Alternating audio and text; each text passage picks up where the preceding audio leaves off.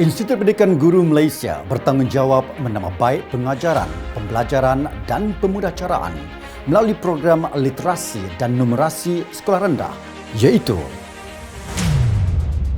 komitmen ini diperluaskan secara lebih terperinci melibatkan mata pelajaran Bahasa Melayu dan Matematik. Manakala bahagian pembangunan kurikulum pula bertanggungjawab untuk menghasilkan rancangan pengajaran tahunan khusus bagi Bahasa Inggeris. Sejajar dengan accountability ini, maka terhasillah modul latihan intervensi berfokus dan terbeza, MOLIP dan Scheme of Work SOW. Tujuan video ini adalah memberikan pendedahan awal kepada penyelaras Jabatan Pendidikan Negeri, pejabat pendidikan daerah, guru, ibu bapa dan masyarakat.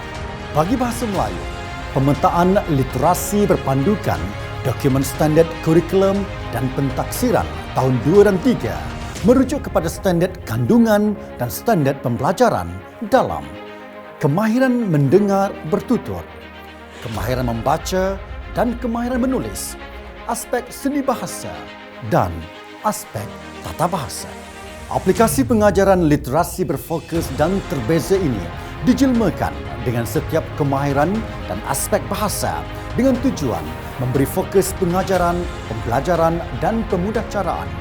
Apa itu pengajaran berfokus? Pengajaran berfokus bermaksud memastikan murid dari pelbagai aras mencapai objektif yang sama selepas sesi pengajaran, pembelajaran dan pemudacaraan. Aspek pengajaran terbeza dicadangkan dalam MOLIP literasi ialah terbeza kandungan,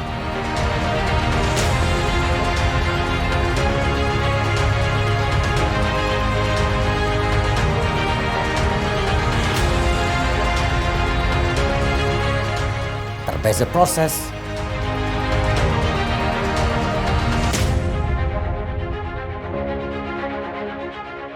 dan terbeza produk.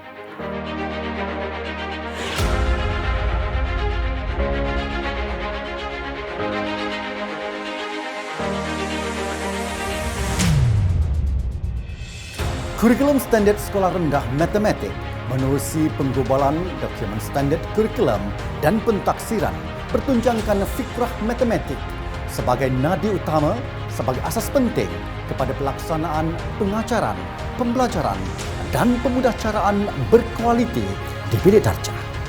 Semestinya ia akan terhasil melalui amalan pengajaran, pembelajaran dan pemudacaraan secara berfokus dan terbeza. 3 komponen utama yang dimaksudkan dengan berfokus dan terbeza numerasi ialah terbeza kandungan, terbeza proses dan terbeza produk.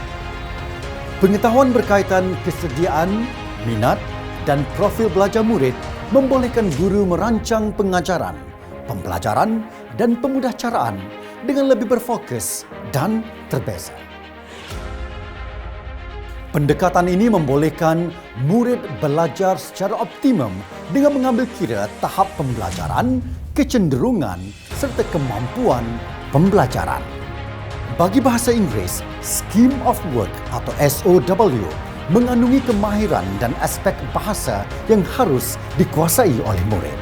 Ada 7 strategi pengajaran, pembelajaran dan pemudacaraan yang digariskan bagi membezakan setiap aras keupayaan murid. Bimbingan secara berterusan oleh guru kepada setiap murid sewaktu aktiviti terbeza dilaksanakan akan memastikan semua murid dapat mencapai objektif yang sama. Contohnya, bagi kemahiran menulis, standard kandungan 4.3 dengan standard pembelajaran Main Skill 4.3.3 dan Complementary Skill 4.3.1 yang menggunakan pola isi kandungan yang sama, strategi terbeza dan produk yang sama. Guru menggunakan Suggested Worksheet for Lesson 89 yang sama, tetapi menjalankan strategi yang terbeza, iaitu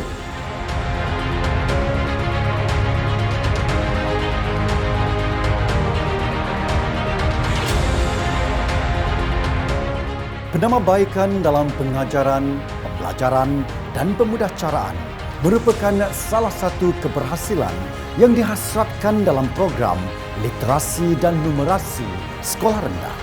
Kepada semua guru, selamat menggunakan Molib dan SOW.